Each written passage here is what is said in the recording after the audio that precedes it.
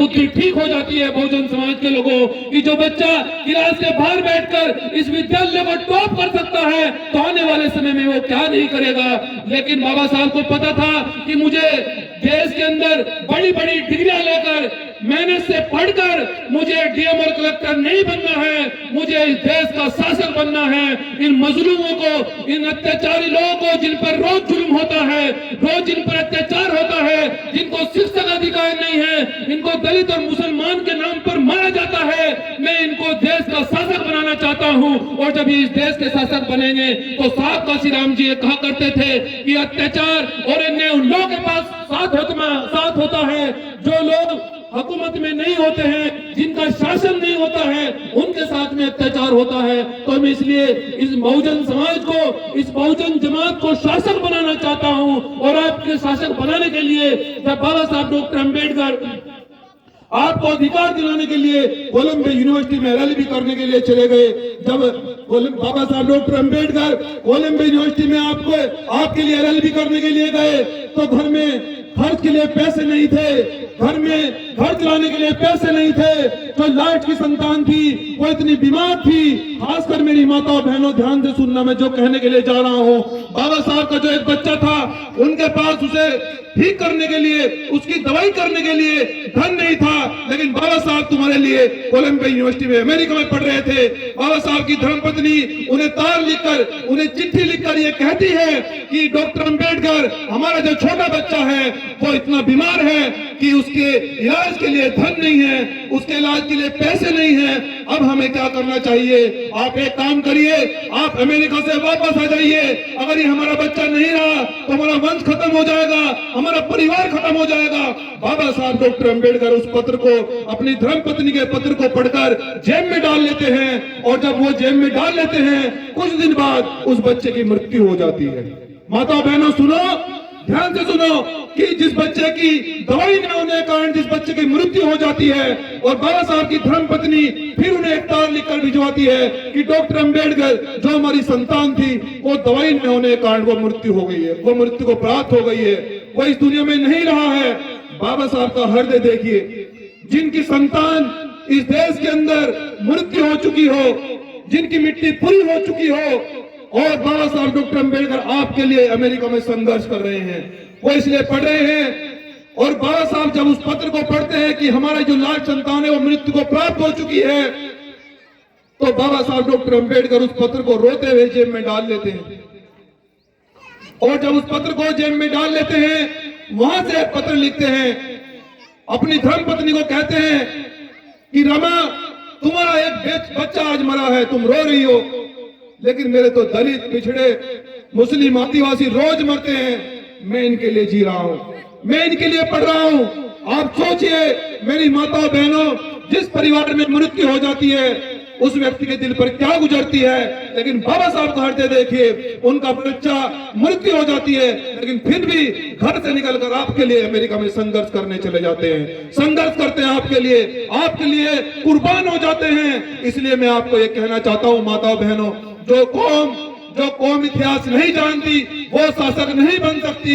इसलिए अगर तुम्हारा किसी ने अगर भला किया है तो वो बाबा साहब डॉक्टर अम्बेडकर हैं। अगर तुम्हें किसी ने आगे बढ़ाने का काम किया है तो वो फुले साहब अम्बेडकर हैं, रैदास पेरियार हैं, वो वाल्मीकि हैं। मैं आपसे ये कहने के लिए आया हूँ बहुजन समाज के लोगों कि मुझे बहुजन समाज के लोगों ने आशीर्वाद दिया है, मुझे आदरणीय बहन कुमारी मायावती जी ने आशीर्वाद देकर बहराइच लोकसभा में भेजा है कि छोटे भाई जाओ, देश की सेवा करो, समाज का काम बढ़ाओ, पार्टी को आगे बढ़ाओ।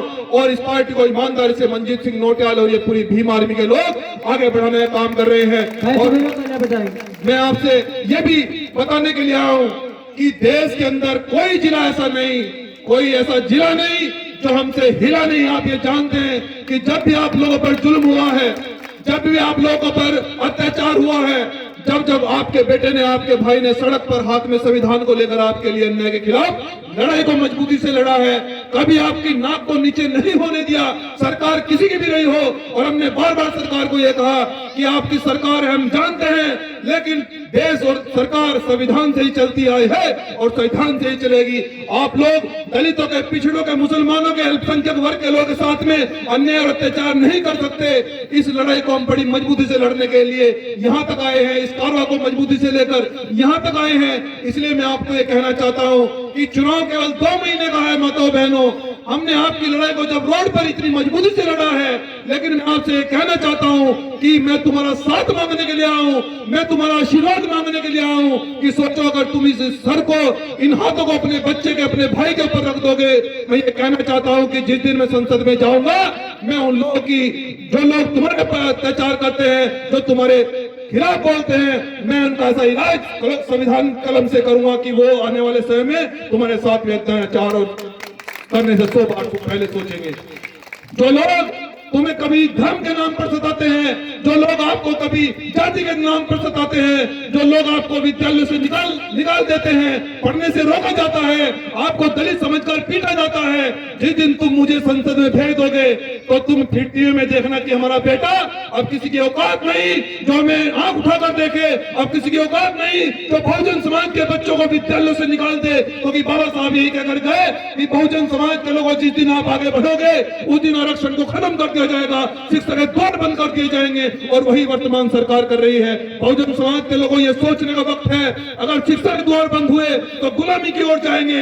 लेकिन मैं सबसे पहले यह भी वादा कर रहा हूं कि अगर मैं आप मुझे आशीर्वाद देकर यहाँ संसद में भेजते हैं तो सबसे पहले मेरी आवाज बहुजन समाज के शिक्षा के लिए होगी कि इनको मुफ्त में शिक्षा दी जाएगी, कोई पैसा इनसे नहीं लिया जाएगा। और ये फंडामेंटल राइट 15 में हमारा संवैधानिक अधिकार है।